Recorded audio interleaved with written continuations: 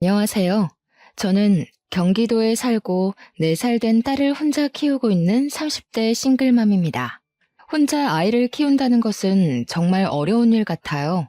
아이를 데리고 이혼을 결심했을 때 절대 쉽지 않으리라 생각은 했지만 이 정도로 힘들 거라고는 감히 예상을 못했거든요.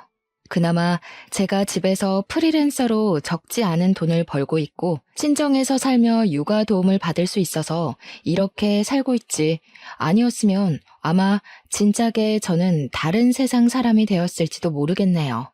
그래도 이젠 어느 정도 안정이 되어 예쁜 우리 딸과 친정 부모님과 함께 즐기며 잘 살아나가고 있네요. 저는 자존심이 정말 강하고 어떤 일에서든지 완벽해야 하는 성격을 가지고 있어요. 결혼 생활도 마찬가지였죠. 다른 누구보다 결혼을 잘해야 했고 완벽한 아내와 엄마가 되어야만 했어요. 하지만 제 삶은 제가 계획한 대로 흘러가지 않았고 결국 이혼을 하게 되었죠. 이혼하고 나서 주변에 이 사실을 알려야 하는데 입이 떨어지지 않더라고요. 그래서 아직도 친구들은 제가 이혼한 사실을 몰라요. 사실 이곳에 처음으로 이혼한 사실을 밝히는 것이랍니다. 솔직히 이혼하고 혼자 아이를 키우는 이야기가 듣기 좋게 들릴 분은 아무도 없겠지만 그래도 저의 살아온 이야기를 듣고 누군가는 여기서 살아갈 힘을 얻게 될 수도 있지 않을까 하는 생각에 큰 용기를 내어 사연을 보내요. 저는 앞서 말한 바와 같이 공부도 꽤 잘했고 좋은 대학 건축공학과를 나와 아주 좋은 회사에 입사했어요. 처음 입사한 회사였음에도 어린 친구가 일도 잘하고 성격도 좋다고 인정받으며 입사 동기보다 더 빠른 진급을 할 수가 있었죠. 이렇게 승승장구의 인생을 달리고 있는데 어느 날 모르는 번호로 문자가 왔어요. 혹시 이정희 씨 핸드폰 맞냐고요.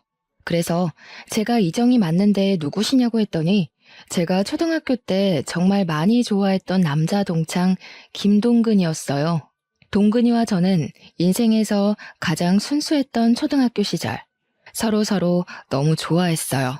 우리는 항상 아침마다 만나 손을 꼭 잡고 등교를 했어요. 그 모습을 본 친구들이 다들 놀렸지만 그래도 꿋꿋이 손을 잡고 초등학교 6학년까지 같이 등하교했어요. 학교가 마치면 서로의 집에 놀러가 부모님께 인사를 드리고 같이 놀고 책도 읽고 간식도 먹으며 시간을 보냈죠.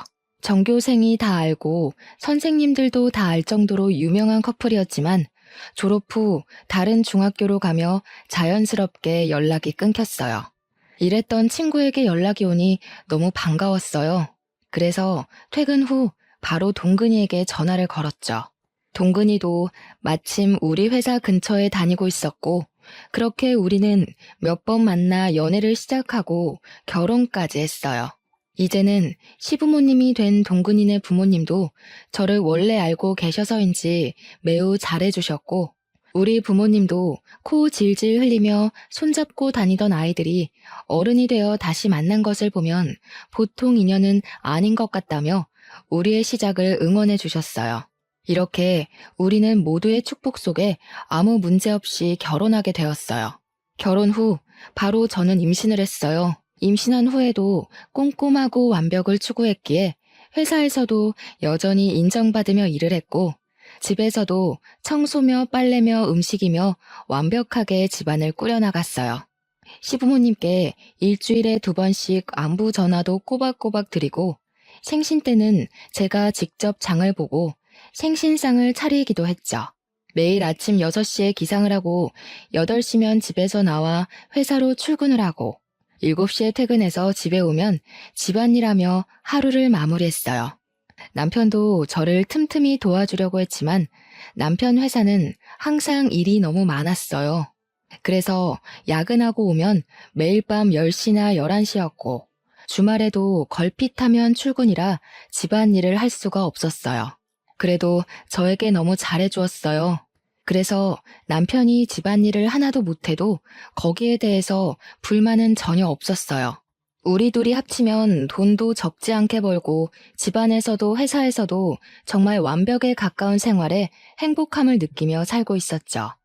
뱃속의 아기도 저의 행복함을 아는지 주스에 맞게 건강히 잘 크고 있었고, 임신 9개월 차에 들어서며 1년의 육아휴직에 들어갔어요. 육아휴직 첫날 아침, 평소처럼 아침 일찍 눈이 떠졌어요. 남편은 출근하고 저는 집에서 그동안 회사 다니느라 바빠서 꾸미지 못했던 아기의 방을 정리하려는데 갑자기 진통이 오기 시작하더라고요. 가진통이라고 하기에는 너무 아팠고 주기도 제법 일정했어요. 뭔가 느낌이 이상해서 택시를 불러 병원을 향했어요. 병원에서는 출산이 시작되었으니 얼른 보호자에게 연락하라고 하더라고요. 저는 남편과 부모님 그리고 시댁에 연락을 했어요. 남편은 저의 연락에 바로 오고 시어머니도 바로 오셨어요.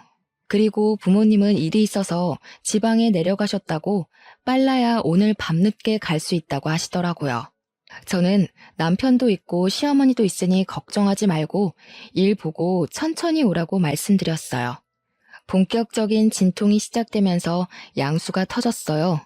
그런데 아기가 위에서 내려오지 않는다고 하더라고요. 게다가 진통의 주기는 점점 짧고 심해졌어요.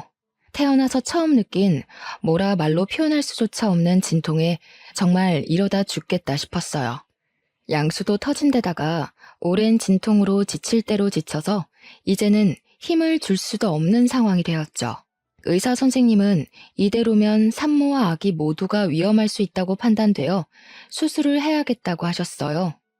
뭐, 수술한다고요? 안 돼요. 조금 더 자연분만으로 해봐요. 양수도 터졌다면서요. 조금만 더 시도해주세요, 선생님. 어머님, 지금 이대로 가면 아기도 위험하고 산모도 위험합니다.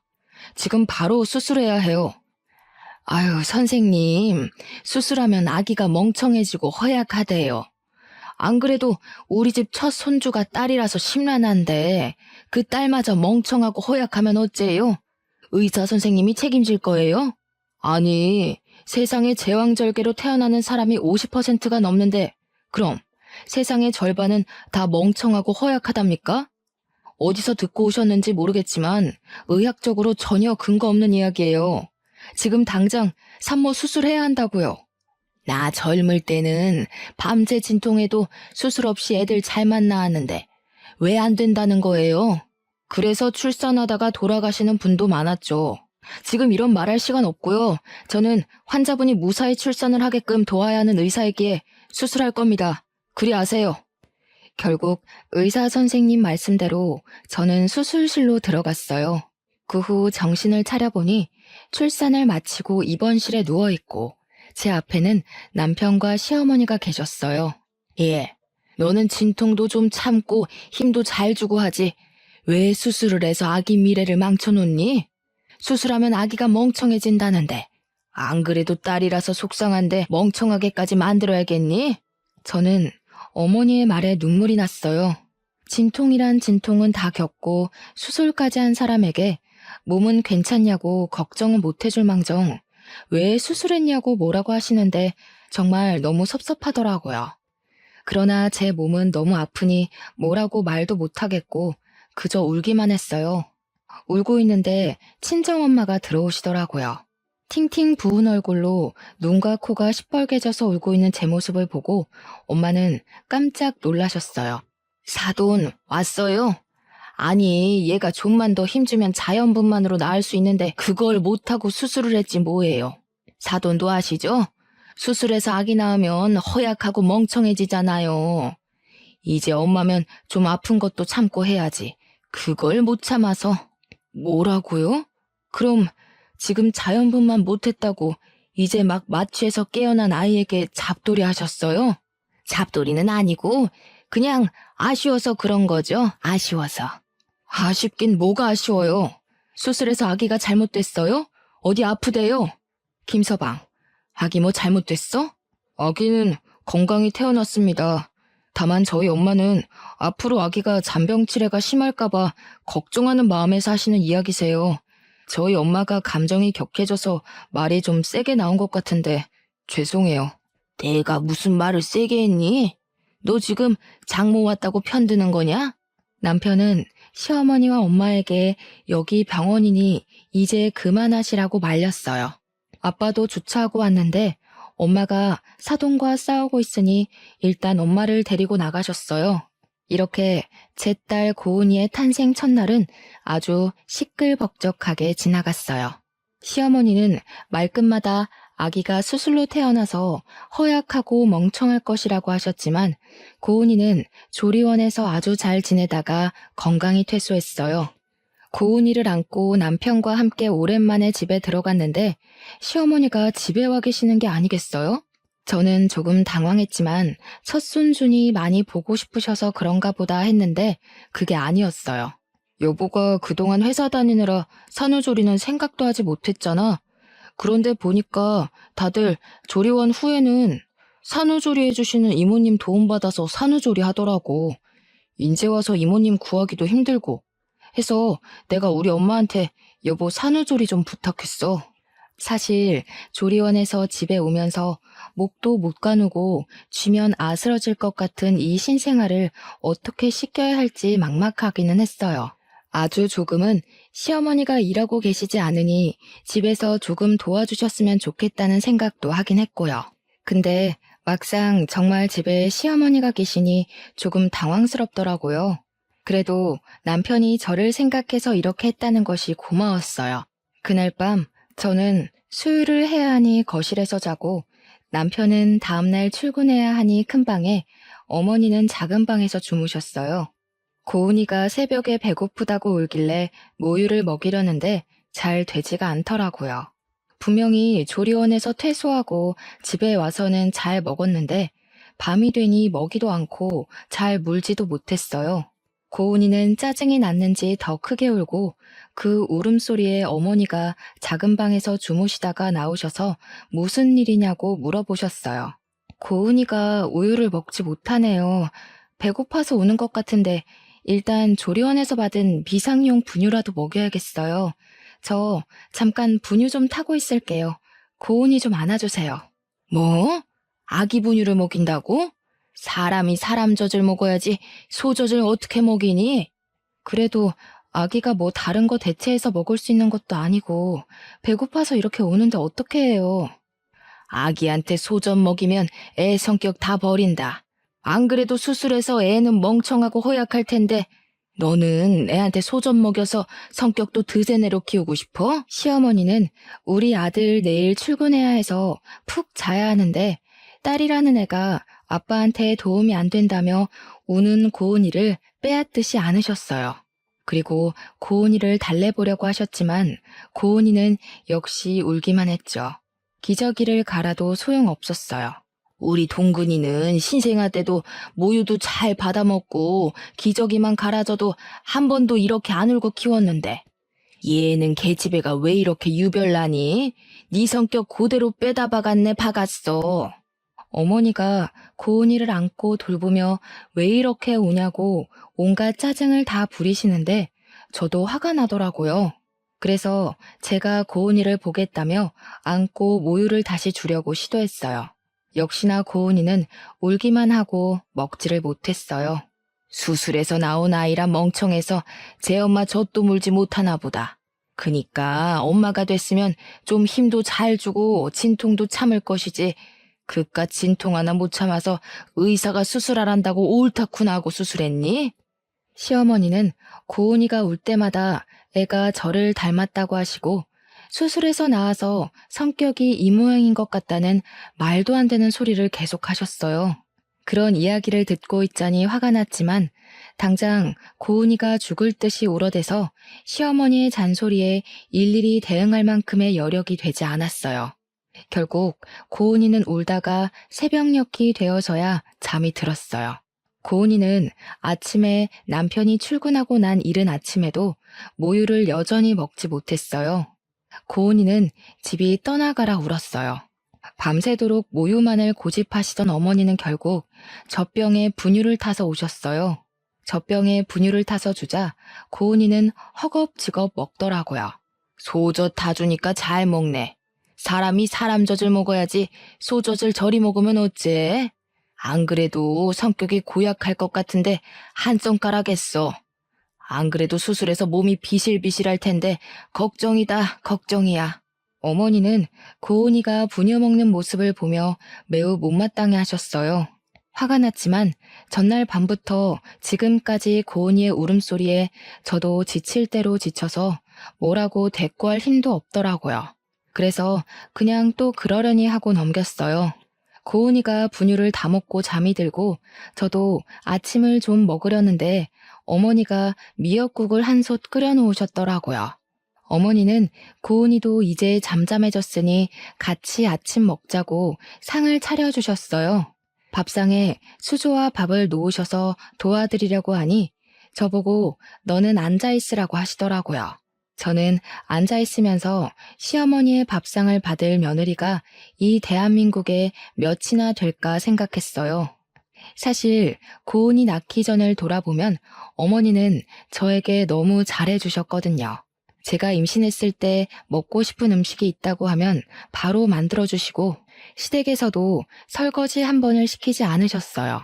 이렇게 좋으신 분인데 지금은 산후조리해 주시느라 어머니도 피곤하셔서 말이 다소 거칠게 나오는 것뿐이지 제가 싫거나 한 건 아닐 것으로 생각했어요.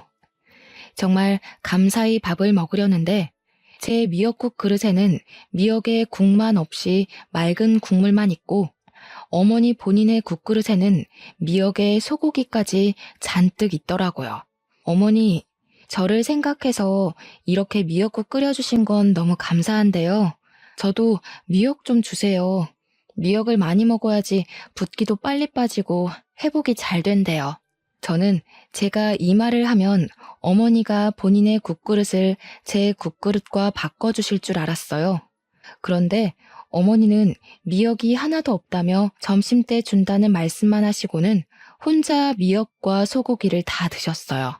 저는 기분이 확 상해서 밥 먹기 싫었지만 먹는 것 가지고 뭐라고 하는 것도 좀 그래서 그냥 꾸역꾸역 먹었네요. 아침 이후 점심, 저녁 식사에 모두 제 국그릇엔 소고기는커녕 미역도 없었어요. 그뿐만 아니라 고은이가 울 때마다 어머니는 내가 수술로 아기를 낳아서 애가 이 모양이라고 하시며 한 번은 안아주시지 않았어요. 오히려 어머니는 작은 방 문을 걸어 잠그시고 낮잠을 주무시거나 핸드폰으로 영상을 시청하셨죠. 저는 그 시간 동안 우는 고은이를 돌보느라 제대로 쉬지도 못했네요. 고은이가 울다가 잠이 들고 어머니도 낮잠을 주무실 때 물 좀 먹으려고 냉장고를 열었는데 남편이 좋아하는 매운 반찬이 가득하더라고요. 솔직히 모유 수유를 생각보다 일찍 끝내서 저도 먹을 수 있었지만 만약에 지금 모유 수유 중이었다면 이 집에서 제가 먹을 수 있는 것이라곤 미역과 소고기 하나 없는 미역국뿐이었어요. 냉동실을 보니 저는 항상 비상용으로 국을 얼릴 때도 전자레인지 사용이 가능한 용기에 소분해서 얼렸는데 비닐봉지채로 국이 얼려 있더라고요. 그 밖에 생선, 오징어도 비닐봉지 그대로 얼려 있었어요. 한마디로 냉동실은 난장판이 되어 있었어요. 당장 다 꺼내서 정리하고 싶었지만 고은이가 또 울어서 어쩔 수 없이 그냥 두었네요.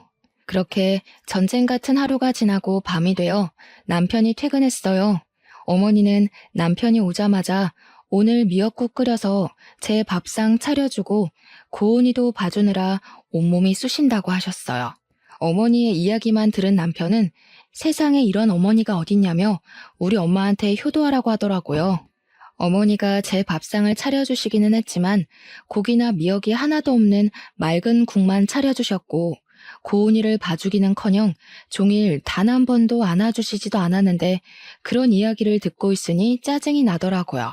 어머니는 오늘 종일 작은 방에서 주무시거나 핸드폰만 보고 계셨잖아요. 고은이를 안고 먹이고 씻기고 한 건 전데 왜 어머니가 온몸이 쑤시는지 모르겠네요.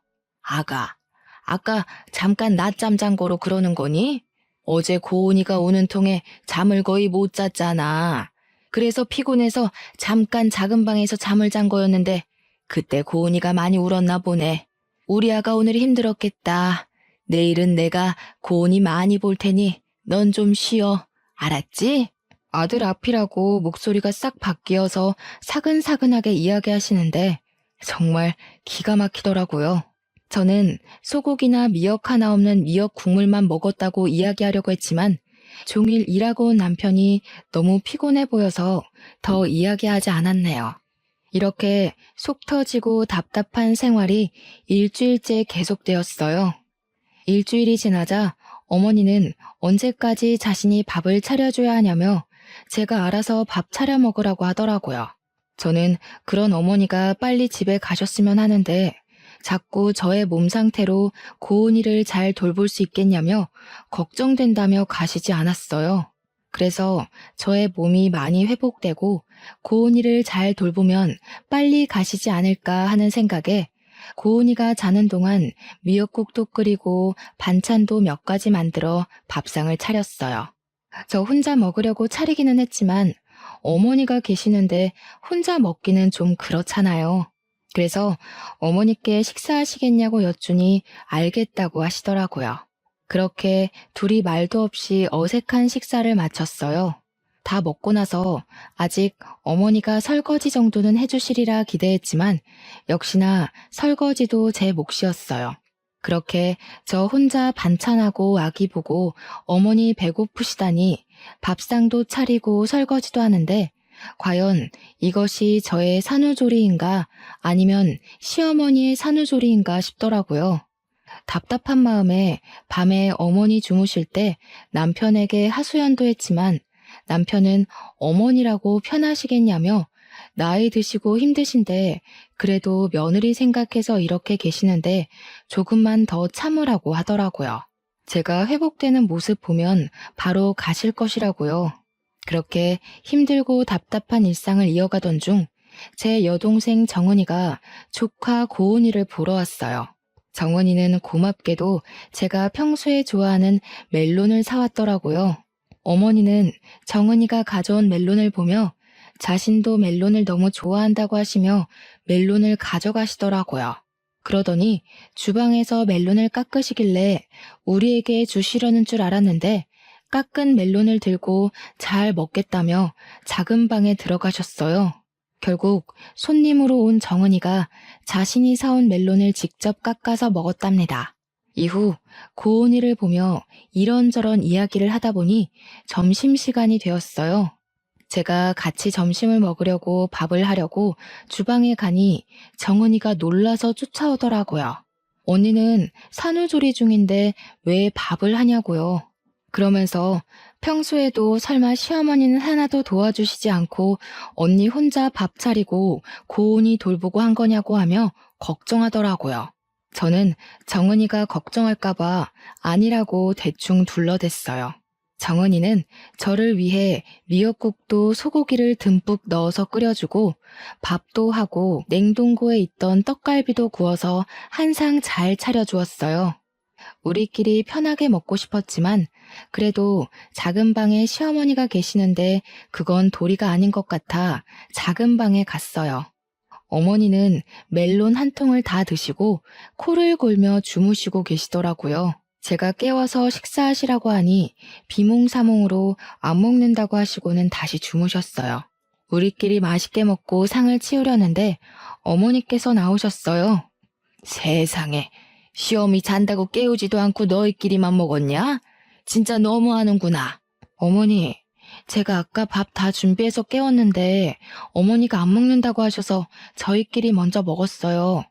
지금 바로 다시 차려드릴게요. 됐다, 고양 것. 엎드려 절 받기도 아니고 내 딴에는 그래도 너 생각해서 불편한데도 여기 와 있는데 그런 내 생각은 안 하고 너희끼리만 먹냐? 나도 그런 밥상 받고 싶지 않다. 어머니는 저와 정은이에게 화를 버럭 내시더니 작은 방에서 핸드폰을 가져와 남편에게 전화를 걸었어요. 아들아, 이 애미가 억울해서 살 수가 없구나. 나 딴에는 착한 시어머니 노릇하고 싶어서 며느리 힘들까봐 산후조리 도와주러 왔더니만 이년은 미역국이 맛이 없다느니 하면서 나한테 타박만 하는 거 아니냐? 아들아, 내가 이렇게 힘들게 사는구나. 어휴, 이걸 말할 사람이 우리 아들밖에 없어서 전화했다. 그래, 저녁에 보자꾸나. 없는 말까지 지어내는 시어머니의 충격적인 두 얼굴에 할 말을 잃고 말았습니다. 시모는 자신의 방에 들어가서 나오지 않길래 여동생이랑 오랜만에 이야기도 나눌 겸 작은 방으로 들어가서 고은이랑 같이 놀아주고 있었어요. 그러다 제가 깜빡 잠이 들고 말았는데 여동생이 저를 급히 흔들어 깨우더라고요. 눈을 뜨자마자 시어머니의 까랑까랑한 목소리가 제 귀를 찌르더군요. 너네 지금 나 왕따 시키니? 아니, 너희들끼리 음식도 맛있는 거 시켜 먹으면서 하하호호 작은 방에서 무슨 얘기를 그렇게 오래 하니? 너희 설마 시엠이 흉 봤니? 맞네, 맞아. 내가 그렇게 안 봤는데 사돈 처녀까지 한통속이네. 서러워서 살겠니? 어휴. 일방적으로 말을 쏟아내고 방문을 쾅 하고 닫고 나가셨습니다. 저는 잊지도 않은 말을 술술 지어내는 어머니의 행동에 너무 당황했어요. 그리고 정은이에게 이런 어머니의 모습을 보여주기 부끄러워 일단 정은이는 집으로 급히 보냈어요. 그날 저녁, 매일 야근으로 늦게 오던 남편이 칼퇴근하고 일찍 집으로 왔어요. 아까 엄마가 전화해서는 처제 불러서 어머니 흉봤다던데 사실이야? 너는 어떻게 너 산후조리 해준다고 오신 엄마한테 그렇게 할 수가 있어? 얘야, 됐다. 안 그래도 아기 낳고 힘들 우리 며느리한테 그런 소리 하지 마. 원래 여자들이 아기 낳고 하면 우울해서 조그만 일에도 서운해하고 그런 거야. 아기 신생아 때는 남편과도 죽일 듯이 싸우는데 시어미인 나한테는 얼마나 그간 불만이 많았겠니? 어머니가 나를 다 이해한다는 식으로 얘기하시며 화난 남편을 달래시는데 제가 귀신에 홀린 것도 아니고 이건 뭔가 싶더라고요. 솔직히 그동안 어머니 고은이 한 번도 안아주시지 않으셨어. 그래, 그건 이해해. 고은이는 어머니 딸이 아닌 내 딸이니까. 그런데 산후조리 해주신다고 오셔서 내가 삼시세끼 밥상 다 차려드리고 설거지도 했어. 알아? 지금 고은이 갓 출산한 것도 아니고 이제 이 정도 지났으면 밥도 하고 설거지도 좀 할 수 있는 거 아니야? 그럼 뭐 평생 산후조리랍시고 우리 엄마 밥상만 받아 먹으려고 했어? 그리고 처음에는 우리 엄마가 너 미역국도 끓여주고 했잖아. 미역국? 그래, 미역 국물 끓여주셨지. 미역국이라고 주셨는데 국에 고기는커녕 미역 한 줄기도 안 보이더라. 진짜 내가 요새는 이게 나의 산후조리인지 어머니의 산후조리인지 모르겠어. 이럴 바엔 차라리 어머니 집에 가시고 나 혼자 있는 편이 낫겠어. 아이고, 이 늙은이는 사라져야지. 네 마음 잘 알겠다.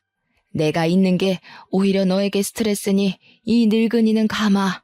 어머니는 제 이야기를 듣고 엄청 속상한 표정을 지으시며 작은 방으로 가셨어요. 그러고는 어머니의 짐을 다 챙겨서 나오시더라고요. 엄마, 지금 왜 다 챙겨 나왔어? 지금 가게? 이렇게 어두운데 어디를 가? 가더라도 내일 날 밝으면 가고 오늘 밤은 우리 집에서 자요. 내일 주말이라 쉬니까 내가 집까지 모셔다 드릴게. 이 늙은이 이 집에서 필요도 없는데 빨리 나가줘야지. 그리고 동근아, 정희한테 너무 뭐라고 하지 마라.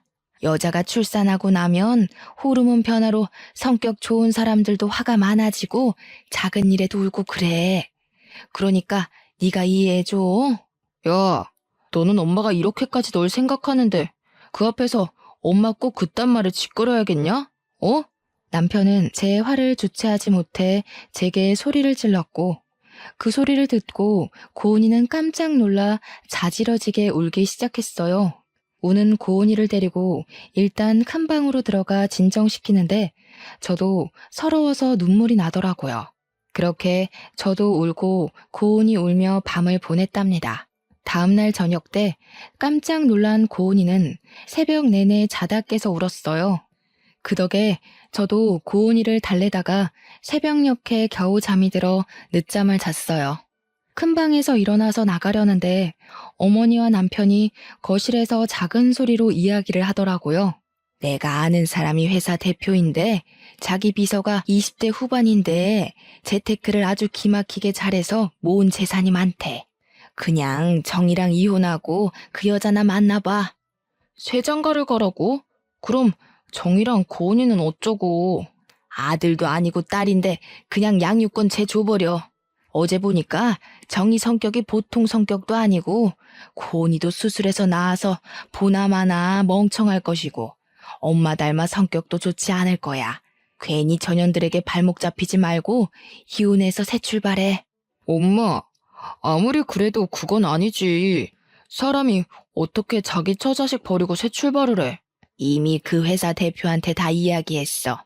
정 그러면 그냥 가서 밥만 먹고 와. 밥은 먹고 올 수 있잖아. 날짜도 이미 다음 주 저녁으로 잡았어. 밥만 먹어, 밥만. 알겠지? 저는 어머니의 얘기를 듣고 기가 막혔어요. 그런데 여기서 다 들었다고 나가면 분명히 어머니는 시치미를 뚝 떼며 아니라고 할 것이 분명해서 일단 듣고 가만히 있었어요. 방에 있는데 생각할수록 어이가 없어서 정은이한테 카톡으로 제가 들은 이야기를 다 말했어요. 그런데 정은이가 뭔가 자기 이야기 같다고 하는 거예요. 얼마 전에 회사 대표님이 자기에게 좋은 사람이 있다며 소개해준다길래 다음 주에 날짜를 잡았다는 거예요. 생각해보니 정은이도 회사 대표의 비서예요. 그리고 어릴 때부터 금융에 관심이 많아서 주식, 부동산 등에 투자하며 돈을 잘 굴렸고, 그래서 지금 가진 돈도 많아요. 저와 정은이는 남편이 소개받을 사람이 바로 제 동생이라는 확신이 들었어요. 이거 어떻게 해야 하나 고민하고 있는데 정은이에게 카톡이 오더라고요. 언니는 형부랑 어떻게 하고 싶냐고요. 솔직히 수술해서 낳은 애라서 멍청하다. 소젖 먹고 커서 성격이 고약하다는 등의 막말하고 산후조리한답시고 오셔서는 저에게 매일 밥상을 요구하시는 모습에 더는 가족으로 살지 못하겠다 생각하고 있었거든요. 게다가 남편은 그 사이에서 중간 역할도 못하고 무조건 지 엄마 편이니 이혼하고 싶다고 솔직히 이야기했죠. 정은이는 그럼 어차피 이혼할 거면 일단 조금 더 참고 살다가 복수라도 시원하게 하고 끝내라고 하더라고요. 일단 소개팅은 무산시키지 않고 진행하기로 했어요. 단 시어머니와 남편이 여동생의 얼굴을 알고 있으니 연기자 준비를 하는 여동생 친구에게 부탁해서 대신 나가달라고 했죠.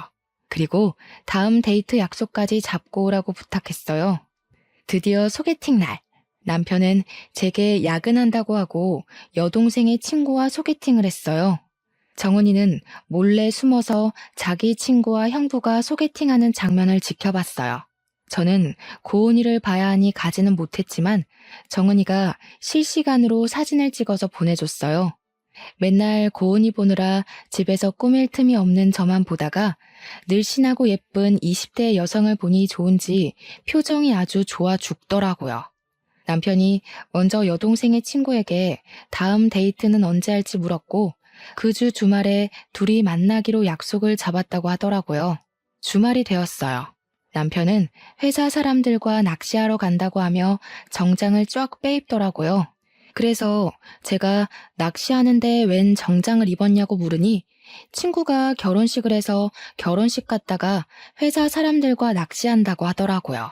역시 남편은 여동생의 친구를 만났고 남편이 손도 잡고 어깨 동무도 하더라고요.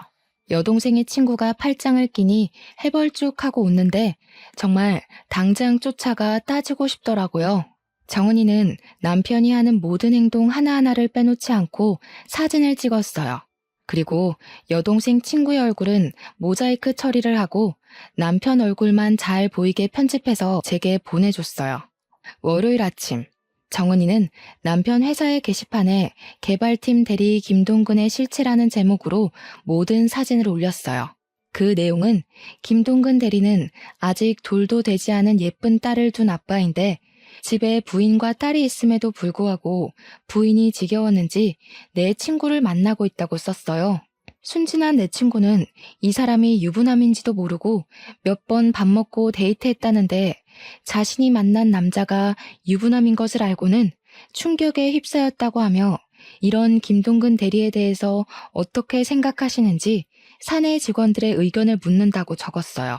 댓글을 보니 누군가가 김동근 대리는 회사에서 평이 아주 좋은 분인데 그럴 리가 없다며 그냥 와이프와 데이트한 것인데 오해하고 쓴 글 아니냐고 하더라고요.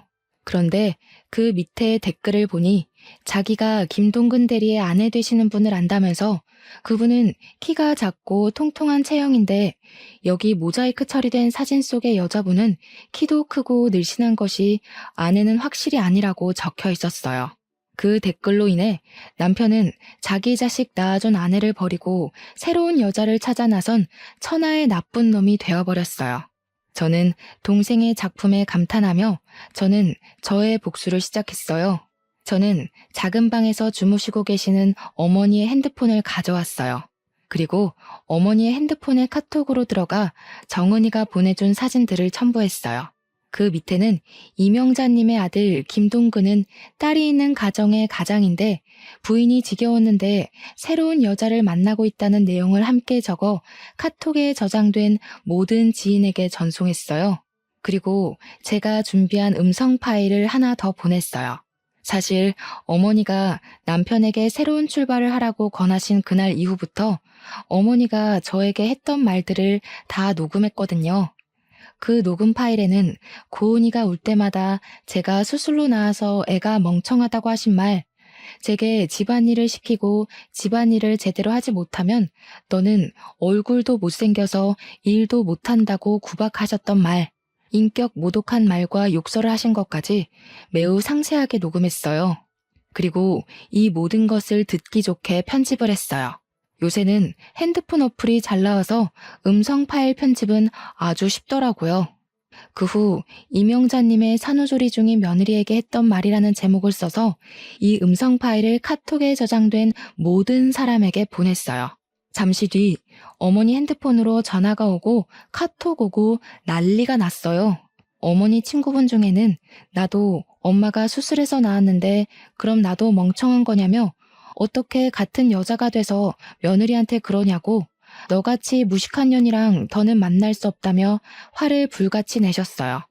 어머니가 전화하고 카톡하며 이 사태를 수습하고 있는데 남편이 죽을 상을 짓고 집에 오더라고요. 엄마가 소개해준 그 여자와 데이트한 사진을 누가 사내 게시판에 올려서 사장실에까지 끌려가서 혼났대요. 그리고 본사에서 쫓겨나 아무 연고가 없는 지방으로 발령을 받았다더라고요. 저는 그렇게 괴롭게 하던 모자가 쩔쩔매는 모습을 보니 웃음을 참을 수가 없었어요. 저는 그 모습을 보며 깔깔거리며 웃었어요. 남편과 어머니는 이 심각한 상황에 갑자기 웃고 있는 저를 보며 이해 못하겠다는 표정을 지으시더라고요. 그래서 두 사람에게 사실 이 모든 일을 저와 제 동생이 계획했다고 말했어요. 그럼 너랑 처제가 이 모든 걸 다 계획한 거라고? 왜? 도대체 왜? 아무리 그래도 그렇지 어떻게 네가 남편과 시어미한테 이럴 수가 있냐? 네가 그러고도 사람이냐? 그러니까 저한테 적당히 하셨어야죠. 어머니가 그동안 고은이 울고 뗐을 때마다 수술로 나와서 애가 멍청해서 저런다며 하실 때 저 정말 속상했지만 참았어요. 제가 사랑하는 남편을 낳아주신 어머니시고 또 어머니도 힘드시니 이러시는 거겠지 했어요. 근데 왜? 우리끼리의 문제를 왜 밖에 퍼뜨려서 이렇게 쪽팔리게 만드냐고 왜?